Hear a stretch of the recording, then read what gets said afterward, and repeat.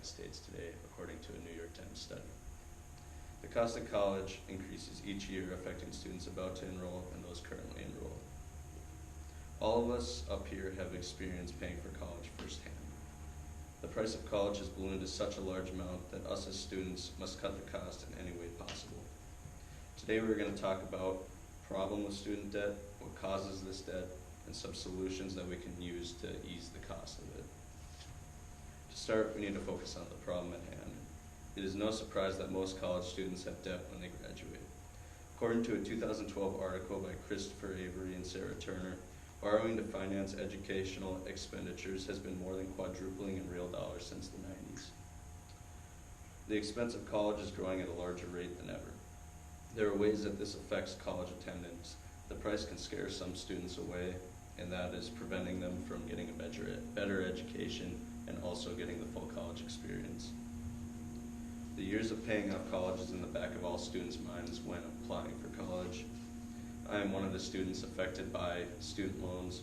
The thought of paying off student loans is a scary one, but I was terrified in high school of one day having to pay off this huge bill, but then in the end I decided it was worth it to get a better job and a degree. College tuition not only has a financial burden, it also has an emotional one as well. A 2006 report about mental health and student debt reported that students with high levels of anxiety attended university also had large levels of debt. Students that take out loans experience higher levels of stress than those that can pay for college on their own. The increased stress can take away from some of the magic of the college experience, and stress doesn't disappear after we graduate either. It sticks with us for many years afterwards, and the stress will stick around until it will finally relieve when we finally pay off our debt. And now I'll go to Devin for the causes of why college is expensive.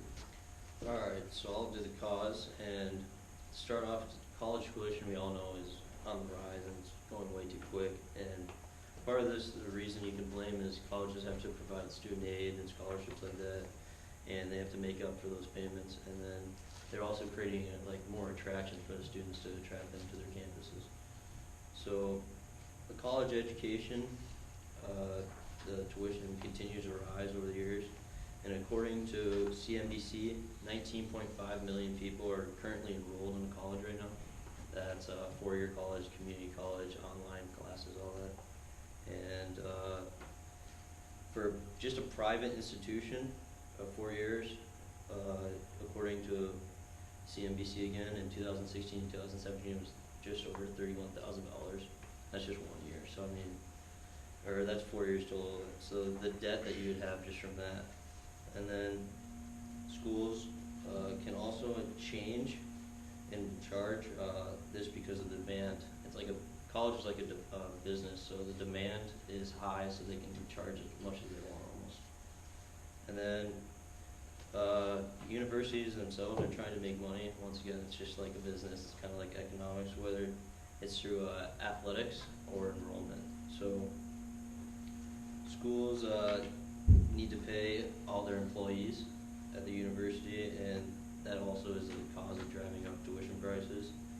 And they also have to pay for athletics. So like you saw at UND, they didn't have enough funds to support 3 sports which they cut. So athletics can cost schools millions of dollars every year, but they can also profit you over $1 million, just kind of based on your fan base and how much support you have from boosters and whatnot.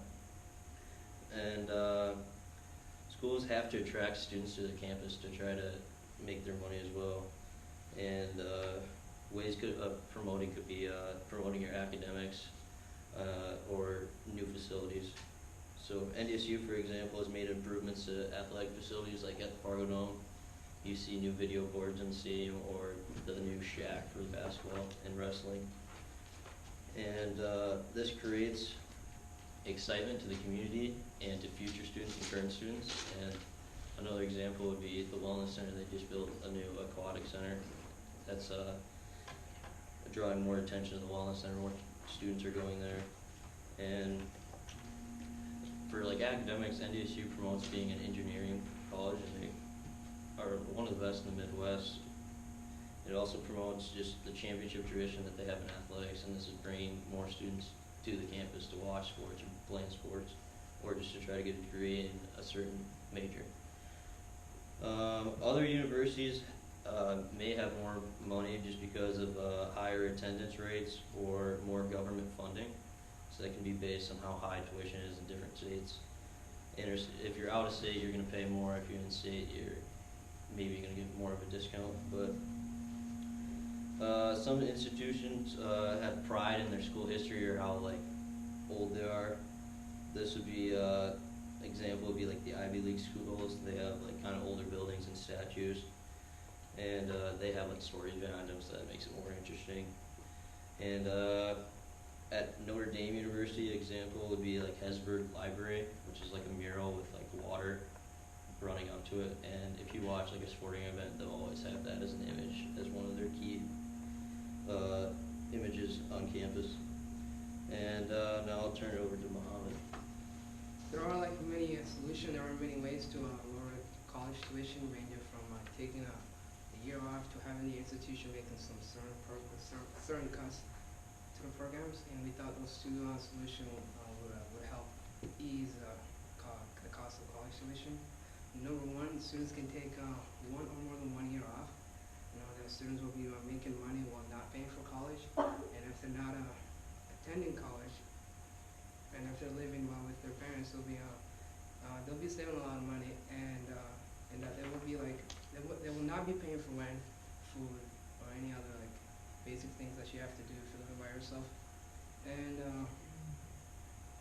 if you're not in college, you could work full time, and which then you'll be also saving for college, and don't have to take out as much as loan as you would have had if you attended college while not working. Working full time will enable you to think more about your time, like more about how you're gonna pay your loans back and what you can do to start paying off your loan. And second of all, according to the Huffington Post, that cost reduction is likely to involve in changing the nature of school programming, cutting down on superfluous programs. Implementing more programs will raise the tuition for current and incoming students.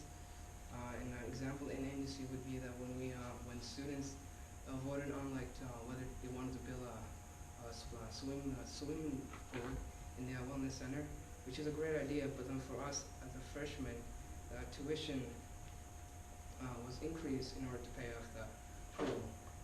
And another way to reduce tuition is to tax graduates who make a certain amount of income. Taxing graduates who are like, for example, high income earners will lower the tuition costs. It's more sustainable to have a tax system to lower tuition and possibly to have free college like the Northern European countries or like the Scandinavian countries. In conclusion, the massive cost of college must be cut down in any way possible by us, the student. Today we talked to you about the problem of student debt, what causes the student debt, and what we can do to help ease the cost. And if the government will not help us ease the cost of college, then we must do everything we can to reduce costs and make it possible to afford a higher education.